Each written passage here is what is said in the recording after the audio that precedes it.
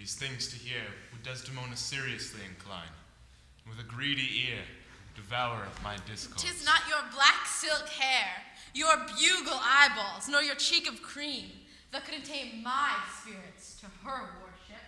Oh, have I passed the miserable night, so full of fearful dreams of ugly sights? Thinkst thou that I make a life of jealousy, to follow still the changes of the moon with sweet revenge?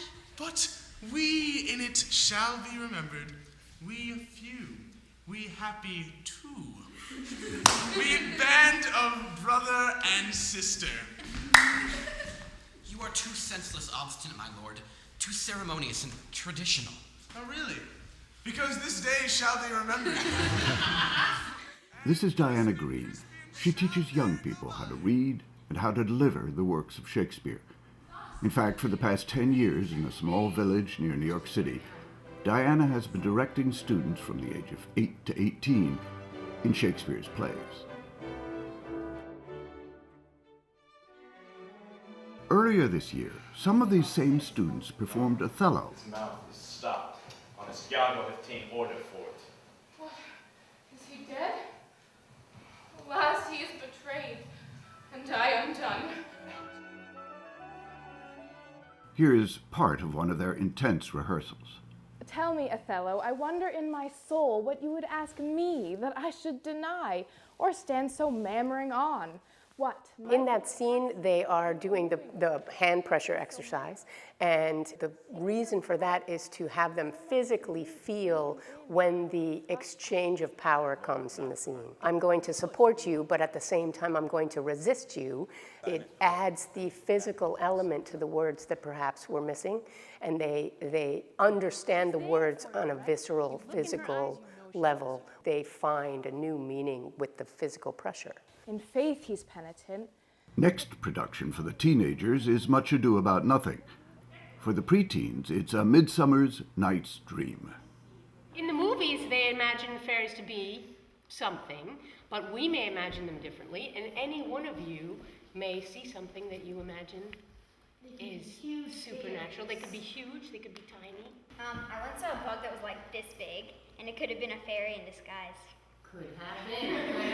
Fairy in disguise. I think kids immediately love drama. I heard a wonderful thing. One of my friends told me that her daughter came running home. She was 10, and she said, "Mom, I saw the most amazing show. I don't know what they were saying, but I have to say those words." And I think children love poetry. Innately, they hear fairy stories when they're little. You know, Jack and Jill went up the hill, and they don't have to exactly know what was meant by the story, but they hear the sounds and the rhythm and the sing-songness of it, and they get swept up in it in the same way they do in Shakespeare. Through the forest have I gone, but Athenian found I none. They don't need to know what an Athenian is. They're looking for something. Interesting. There's wonderful sounds, right? So they can explore things. I'll even take words down to just the consonant sounds or just the vowel sounds. Spangled starlight sheens. Starlight sheen. Spangled starlight sheen. Spangled. Starlight sheen. Audiences are amazed by what they see, and they're amazed that they report time and again that they're amazed that they can understand what the children say, and they feel that that's because the children themselves understand what they're saying. It makes all the difference in the world once the kids really have a message to convey, and these are the words that they're going to use to convey it, and a story to tell with these wonderful words.